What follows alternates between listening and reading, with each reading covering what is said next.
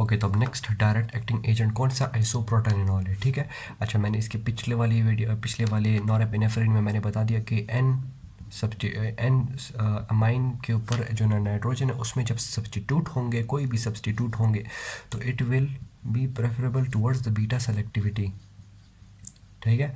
अब इसमें क्या, आइसोप्रोटेनॉल, इसमें कौन सा ग्रुप है, आइसो प्रोपाइल ग्रुप क्या है, एन एन के ऊपर अटैच्ड है, जिसकी वजह से ये बीटा सेलेक्टिविटी है, ठीक है। तो बीटा सेलेक्टिविटी की बात आ गई तो it is act on only beta 1 and beta 2 and no action on alpha, ठीक हो गया।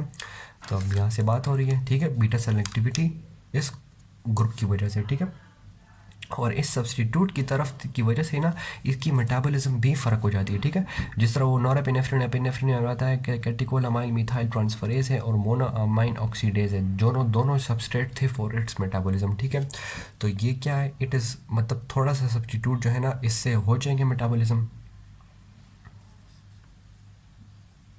सही है, लेकिन it is stable to the monoamine oxidase, सही है। इसकी वजह से इस पर कुछ फ़र्क नहीं होगा क्योंकि इस ग्रुप की वजह से, ठीक है। अच्छा, तो इसके अब ऑब्वियसली जब ये इसकी जो है ना ऑब्वियसली इनकी भी जो है ना इतनी क्लिनिकल यूजेस नहीं है, ठीक है।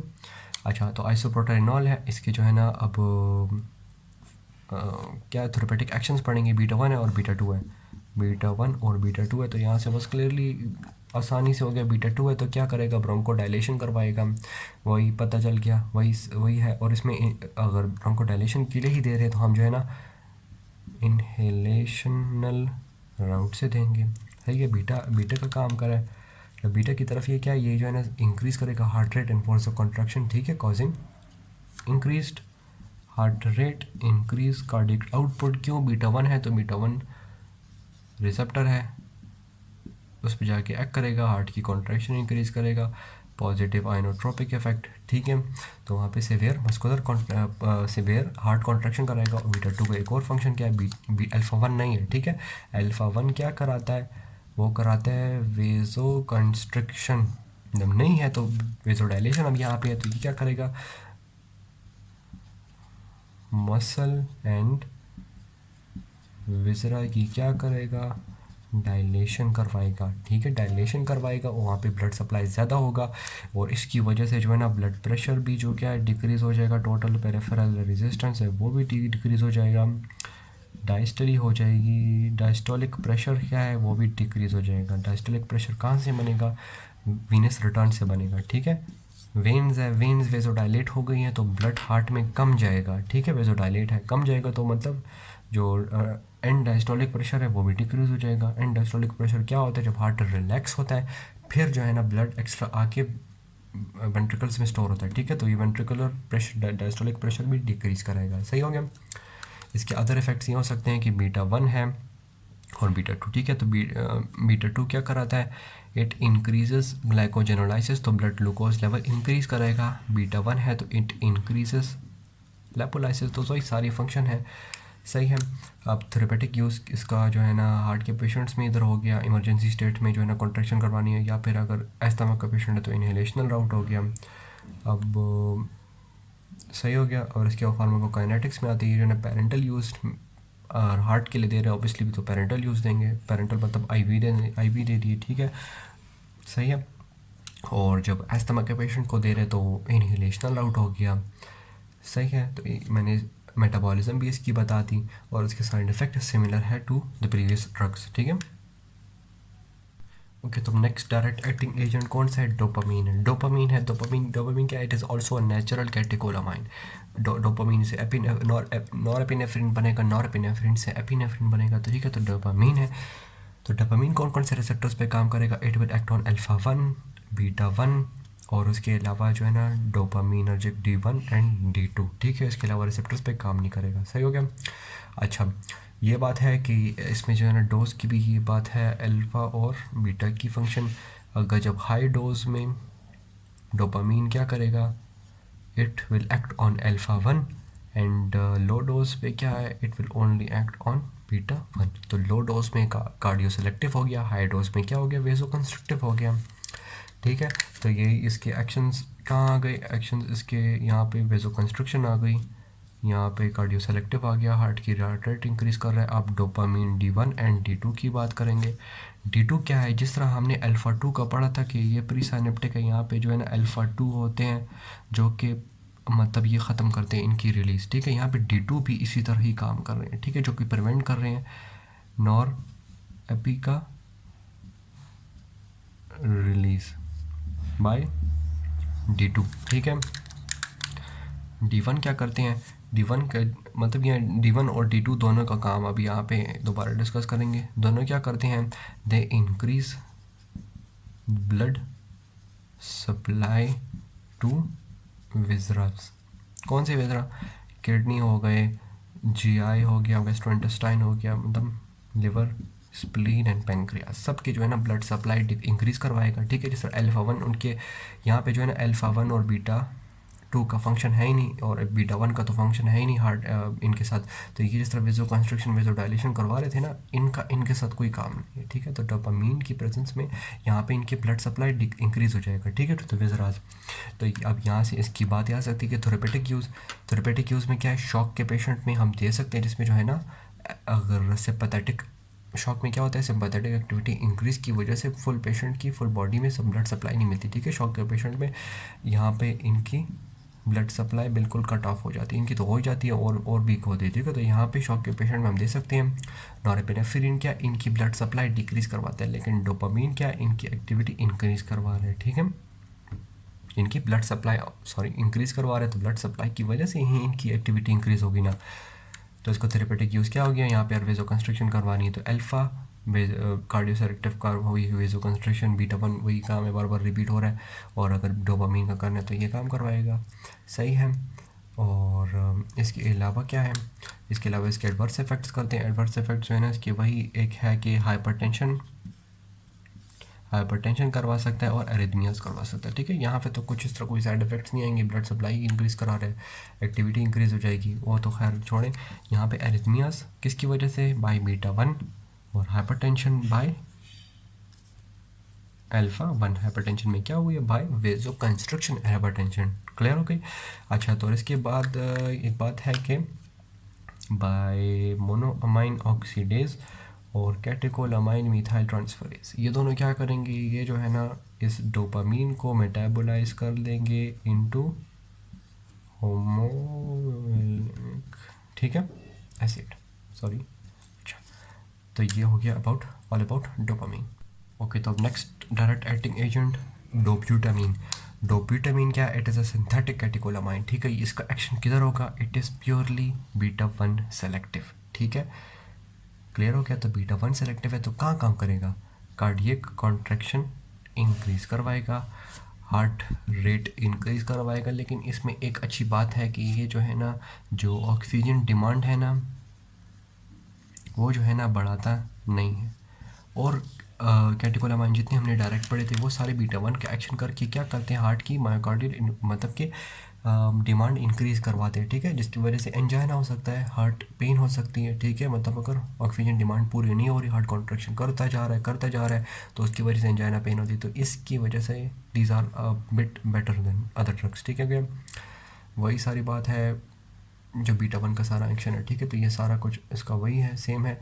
और उसके अलावा आप साइड इफ़ेक्ट डिस्कस कर लेते हैं इसकी, और सारे साइड इफ़ेक्ट्स सेम ही है, सब क्या सिर्फ क्या है, बीटा 1 है तो इसका एक एक्स्ट्रा है, फिब्रिलेशन करवाएगा, आर्टेरियल फिब्रिलेशन इसका मोस्ट कॉमन साइड इफ़ेक्ट हो गया, ठीक है। और इसके अलावा ये है कि प्रोलॉन्ग यूज़ के साथ जो है ना टॉलरेंस डेवलप हो जाती है। टॉलरेंस का क्या मतलब कि हम इस डोज पे इतना काम हो रहा था, अब बाद में इस डोज पे इस काम होगा ही नहीं, क्योंकि हम टॉलरेट हो गया। तो डोज इंक्रीज जब करेंगे फिर जाके जो है इफेक्ट होगा। वो इफेक्ट, ये टॉलरेंस किसकी वजह से होती है, इट इज़ द कॉन्सेप्ट, इसके पीछे क्या है, इसके पीछे है down down down down regulation of receptors के, हार्ट के रिसेप्टर्स बार बार जो है कॉन्ट्रैक्शन हो रही है तो हार्ट के मायोकार्डियम खुद क्या करेंगे, सेल उसके रिसेप्टर्स को आइसोलेट करवा देंगे। तो इस तरह ही टॉलरेंस डेवलप होती है, ठीक है। ये नॉर्मल फिजियोलॉजी है डाउन रेगुलेशन। तो this was all about dobutamine. Okay, तो नेक्स्ट डायरेक्ट एक्टिंग एजेंट कौन से, ऑक्सीमेटाजोलिन है, ठीक है। अच्छा, इसका फंक्शन क्या है, to on alpha 1 and alpha 2 receptors पे, ठीक है, अल्फा एड्रेनर्जिक स्पेसिफिक है ये, ठीक है। तो यहाँ पे इसका यूज़ इंपॉर्टेंट क्या है, it is used in as nasal sprays, ठीक है, या फिर जो है ना आई ड्रॉप्स। सही। मेन इनका काम क्या है, डीकंजेशन है, ठीक है। डीकंजेशन का क्या मतलब, कंजेशन का मतलब कि ब्लड स्टोर हो जाने किसी जगह पे, क्या करिए ब्लड वेसल है यहाँ पे ब्लड बहुत ज़्यादा स्टोर होती है, तो ये क्या करते हैं, डीकंजेशन है, ठीक है, और ब्लड रिमूव कर लेते हैं, ठीक है। कैसे भाई, वेजो कंस्ट्रक्शन, ठीक है। कि अगर नेज़ल स्प्रे में अगर हमारे नाक के म्यूकोजा में ब्लड सप्लाई है वो अगर फिल्ड हो गई विद ब्लड तो नेज़ल कंजेशन होगी, नाक बंद हो जाता है, ठीक है। तो डीकंजेशन क्या करेगा, अल्फा 1 का क्या एक्शन है, वेसो कंस्ट्रक्शन करवाना, तो वो वेसल्स क्या हो जाएगी, कंस्ट्रक्ट हो जाएंगी, तो नाक क्या हो जाएगा, फ्री हो जाएगा, नाक का वो जो सांस प्रॉपरली ले सकेंगे। आई ड्रॉप्स के लिए मैंने क्या कहा, वो भी डीकंजेशन वाली बात, हमारी redness of eye, redness of eye होगी, जिसमें क्या होता है हमारे वहाँ पे जो है ना ब्लड ही स्टोर हो जाता है, ठीक है, आई में, तो आई की ब्लड वेसल्स में, ठीक हो गया। तो डीकंजेशन है तो वेजो कंस्ट्रक्शन होगी, तो वहाँ पे म्यूकोजा में उसकी भी जो है ना ब्लड सप्लाई डिक्रीज हो जाएगी, जिसकी वजह से वहाँ पे रेडनेस क्या हो जाएगी, ख़त्म हो जाएगी, ठीक है। Reduce blood flow, so decrease the congestion. अच्छा, और उसके अलावा जो है ना ऑब्वियसली आई में दे रहे अल्फा 1 है, तो आई में एक काम है कि ये भी यहाँ पे जो क्या है मेड्राइसिस करवाएंगे। मेड्राइसिस में क्या होता है, प्यूपल क्या हो जाता है, डायलेट हो जाता है। ये अगर प्यूपल है, ये जो है ना स्पाइरल मसल है, M1 का फंक्शन है, और यहाँ पे जो है ना रेडियल मसल है जो कि अल्फा 1 का फंक्शन है, अल्फा 1 एगोनिस्ट है।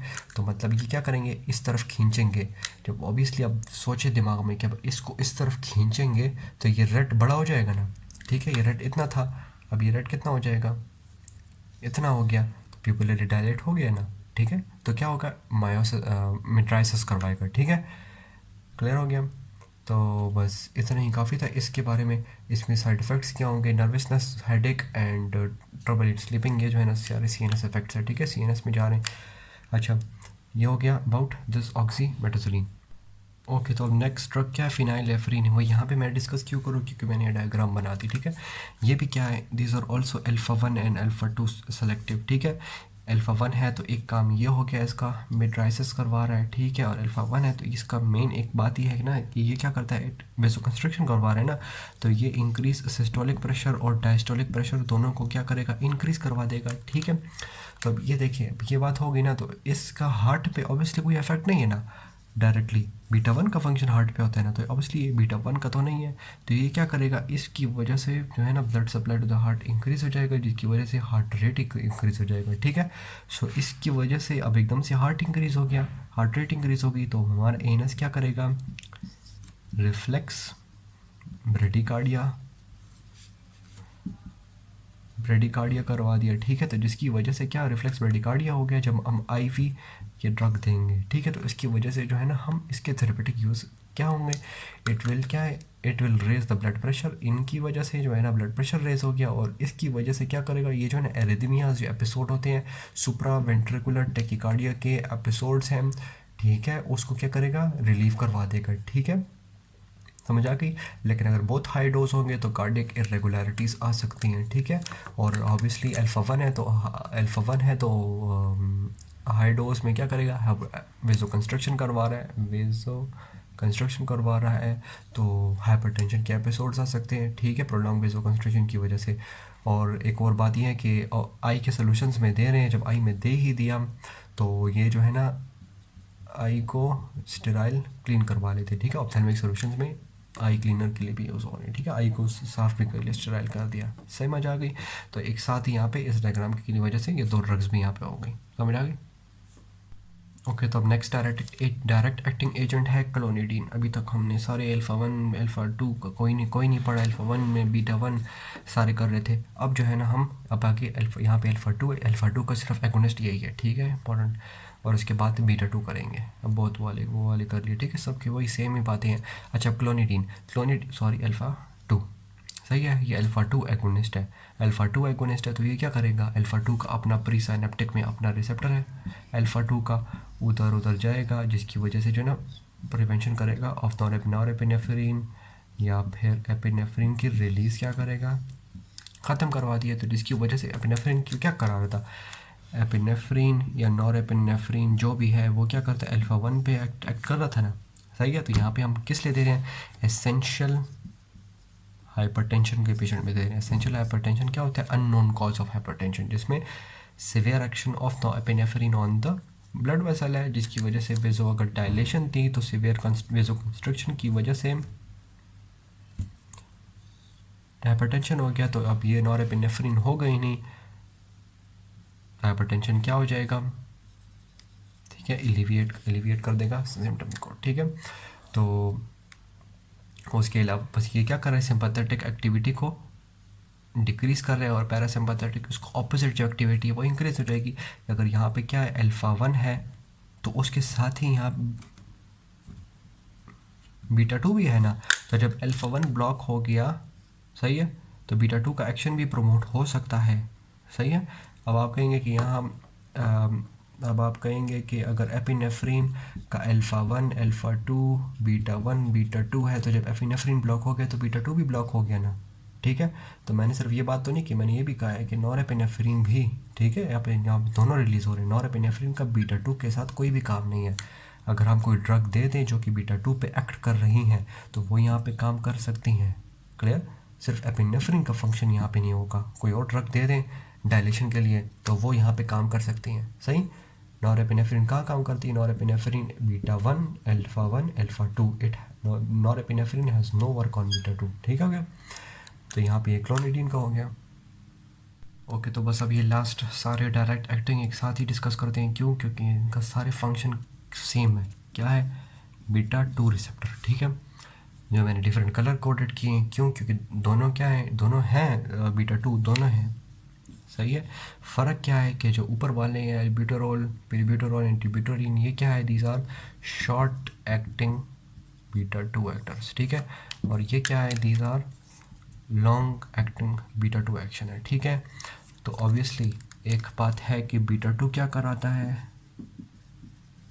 ब्रोंको डायलेट करवाएगा, ठीक है। तो किसके, अस्थमा के पेशेंट में देंगे, सही।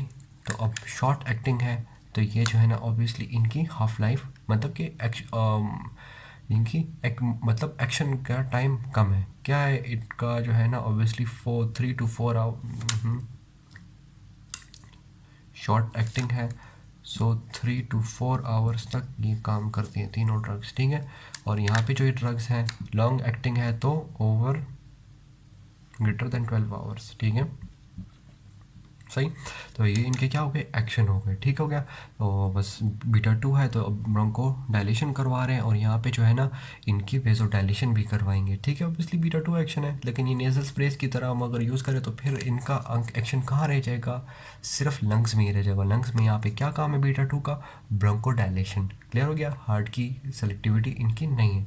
लेकिन मैंने एक बात कही थी बेसिक कॉन्सेप्ट वाली वीडियो में कि अगर ये बीटा सेलेक्टिविटी की बात एक मैंने की थी कि हाई डोज में, हाई होज कह रहा हूँ, हाई डोज हाई डोज में बीटा सेलेक्टिविटी लॉस हो जाती है। तो अगर ये बीटा 2 है हाई डोज में ये बीटा 1 पे भी एक्ट करेगा, ठीक है, ये बात याद रखें। लेकिन ये खैर इनहेलेशनल ही दे रहे हैं, तो इनहेलेशनल राउट जो है ना पेरिफेरल सर्कुलेटरी बॉडी में काम नहीं करेगी, सही हो गया।